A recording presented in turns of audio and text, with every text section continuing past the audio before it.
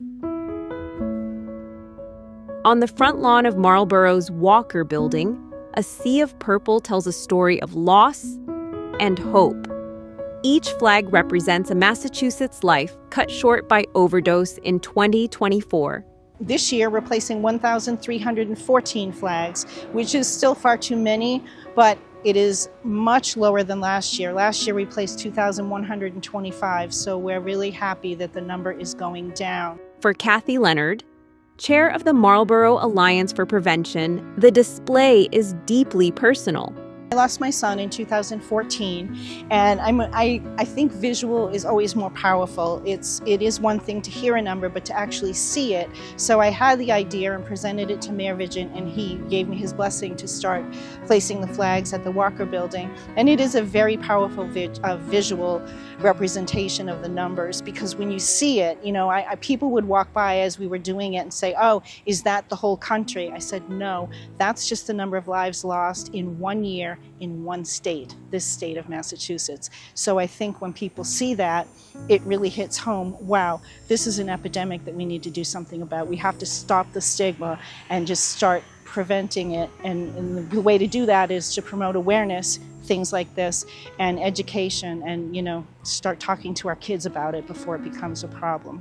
Dozens of volunteers, from youth groups and recovery centers to community members and police officers, joined together to plant the flags, each one a reminder that no family is untouched by this crisis. I wanted to help out because even though I don't know anybody personally who has been affected by drug overdose and stuff, I know it's really important to the people who have.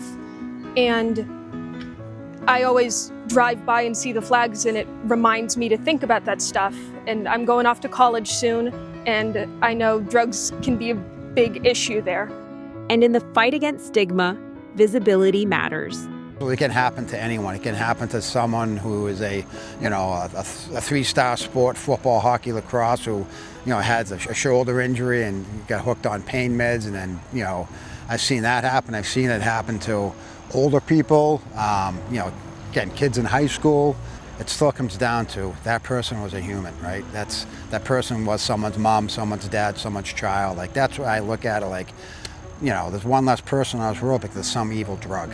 And that's, that we need to get better at it. We're making progress, and, I think it's going to continue to get better. But again, it's over 1,300 this year, which again is a lot less than last year. But hopefully next year we get it under 1,000. We get it down to 800. That'd be great. On Wednesday, August 27th, the community will gather again at the Walker Building for a candlelight vigil. The event begins at 6:45 p.m. and is open to all, where we feature a memorial slideshow of anyone who submitted pictures of someone who's lost to an overdose, and we have speakers, and we have a candlelight vigil. We have some music, just to really all join together and honor the people and remember the people that we've lost. It's about support, and it's not just, I always try to have a message at my vigil.